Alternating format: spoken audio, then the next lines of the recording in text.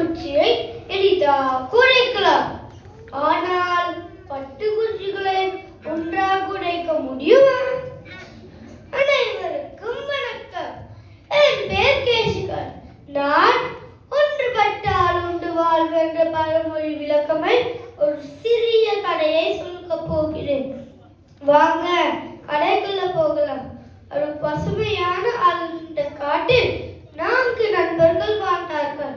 ஒரு முயல், மான், குரங்கு மற்றும் ஒரு காட்டுப்பன்றி. அவங்க தினமும் சேர்ந்து விளையாடுவார்கள். முயல் வேகமாக ஓடும், மான் துள்ளி துள்ளி ஓடும், குரங்கு மரத்தில் ஏறி குதிக்கும், காட்டுப்பன்றி கீழே இருந்தே சிரிக்கும். அவங்க எப்போதும் ஒன்றாக மகிழ்ச்சியாக இருந்தார்கள்.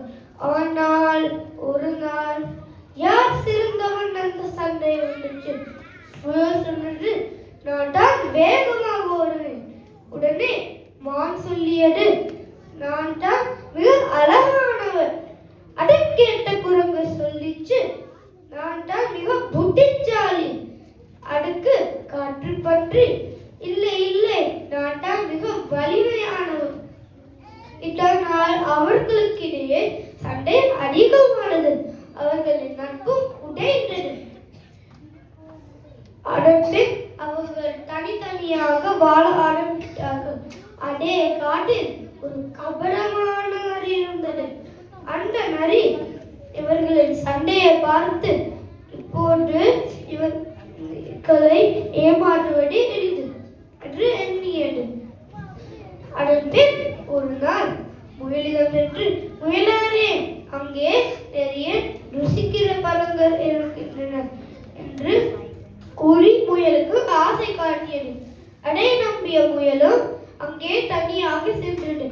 ஆனால் அங்கே ஒரு ஆழமான பள்ளம் இருந்தது.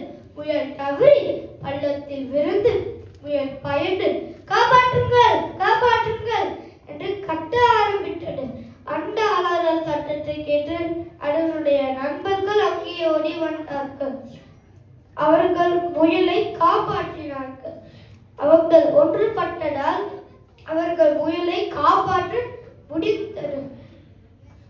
அதேபோல் சிங்கப்பூரிலும் பல இனமான மக்கள் இருக்கின்றனர். நாம் அனைவரும் ஒற்றுமையாக இருந்தால் எங்களை யாராலும் அசைக்க முடியும். உங்களுக்கு இந்த கதை பிடிச்சிருக்கும் என்று நினைக்கிறேன். நன்றி, வணக்கம்.